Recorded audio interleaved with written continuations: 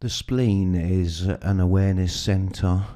It's our oldest awareness center. If you look at the design of all other living forms, you will find a splenic center there, because fundamentally it is a survival center. Our other two awareness centers, the solar plexus and the ajna, these are certainly not survival centers. They're not paying attention in the now to existential risk. And although all three of these centers are dealing with fear, well, it's fear of survival in the splenic center that drives its intelligence. It drives the intelligence to come up with the strategies for survival. So a profoundly important center, and it does drive us to be more intelligent as a species. So the spleen provides a sense of security to those that have it activated, have it defined.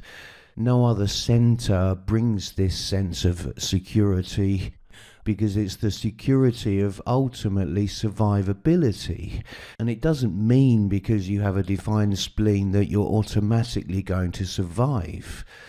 No, this sense of security is just a sense that there's a radar that's always watching, that in real time there is this spontaneous intelligence that is always going to ensure one's correctness. Something's creeping up behind you, the rustle in the forest. The spleen is always on alert for such things. So the sense of security one gets from a defined spleen is just a sense that one will always be aware of any existential dangers.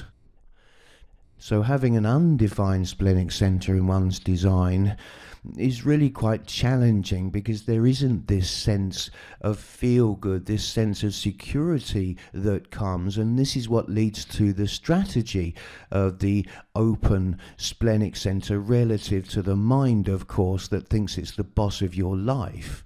It's going to feed off this fear, and it brings this sense of, I need this existential security, and thus any time that one is conditioned by a transit or by another person stepping into your aura and they bring this splenic definition, well, this leads to the strategy of holding on to what is neither correct nor beneficial to you. And of course, I don't mean that having a defined spleen through conditioning is not correct nor beneficial. It certainly is, and it brings this feel good. The problem is that the mind is making the decision, and although it's jumped on that defined spleen and thinks that now there's security there, the not correct and not beneficial is that one is now holding on to the entire design of that other person, and it's that that's not correct nor beneficial. And of course, in listening to one's mind in terms of decision making, well, the holding on to things that aren't correct or beneficial to you is the fundamental strategy. But when the conditioning comes along, perversely, when there is definition in an undefined splenic center, well, a false sense of security emerges. And out of that false sense of security, the not-self mind will let go of what is good for you or what might be good for you and still hold on to what is not correct. And this is why, in terms of the not-self hierarchy of mental influence, the splenic center will come in at number 4. So it starts with this ego proving worthiness, then the solar plexus avoiding confrontation and truth, and now this splenic center holding on to what is neither good nor beneficial to one. So let's have a look at the individual fears that the not-self mind is going to feed off now by moving through the gates of the splenic center.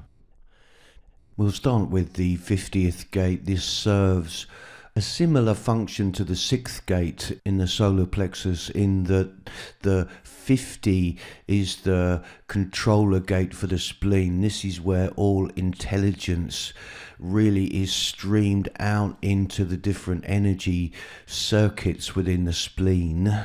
These are the stream of instinct, the tribal stream, the stream of taste, the logical stream, and the stream of intuition, the individual stream. And so the 50 is really a gate of the law, the tribal law, and it's the bedrock of the way in which the tribe and the community preserve the young. This is the channel of preservation. And thus, in terms of the not-self, this law maker, the 50, well, it ends up being a fear, and a fear of taking responsibility. So this will be part of the reasoning for hanging on to what's not good for one, because of the fear of responsibility that the not self mind fears when this 50th gate is in play, whether that's a mental conditioner, a harmonic influencer, or a conditioning receptor. We'll stay with the tribal activations now, the 32 and the 44. These are pure streams of instinct now, pure tribe. The 50 compresses all three of these streams into its nature, and you can see that through the line binaries. The first and second lines of the 50 are tribal, the third and fourth lines are individual or knowing, and the fifth and sixth lines are logical. But the stream of instinct, the 32 and the 44 are in here, but specifically the 32nd gate in this context. Well, this is smell, and in terms of the tribe, it always comes down to the material that the tribe needs. This is more the commercial arm of the tribe, the splenic side of it, so the gathering of material, and it's part of the channel of transformation. This is a design of being driven, so it's fueled by the 54, this pressure to rise up, the gate of ambition. And because the 32 is the intelligence in the channel, well, the intelligence is driven by fear. And because it's a material fear, this is a fear of failure. So its job ultimately is the preservation of the material success that's been garnered, because the 32 doesn't want to be a failure. So this is the theme that the not-self mind will deal with. Again, if this is part of the not-self matrix of the particular chart that you are looking at, I'm holding on to this because I fear failure if I let go. Moving to the 44, the same stream of instinct. This is smell, part of the channel of surrender. And in terms of the hierarchy of the tribe, well, the 44 would be the personnel manager. It can smell success, it can smell anything, it can smell the quality of the ego at the other end. So this is why it's the gate of alertness coming to meet. And this gate of alertness really is a liquid memory that is stored. So this is designed to remember all of those successful patterns from the past that led to some kind of material success. And it knows exactly which of the 26s that it meets can carry out that liquid pattern that has been remembered. So the fear in the 44 is the fear really of the past coming back, past failures coming back. So holding on in fear that the past will repeat itself, or a past failure will re-emerge that leads to some kind of material loss or lack of material due to some kind of failure that has been repeated from some past experience.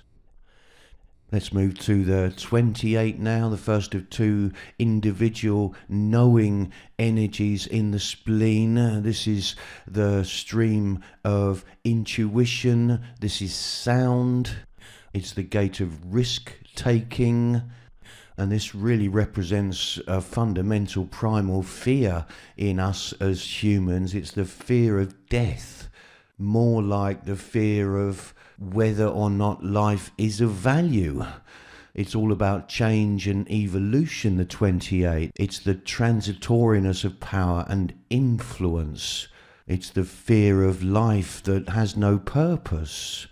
I'm going to hang on to what I've got here, because if I engage in that new thing that the 28 is bringing up for me, well, it has no purpose for me. I'm not going down that road because it's risky and it might not be purposeful anyway. I'll hang on to the status quo, says the not-self mind, and not risk anything.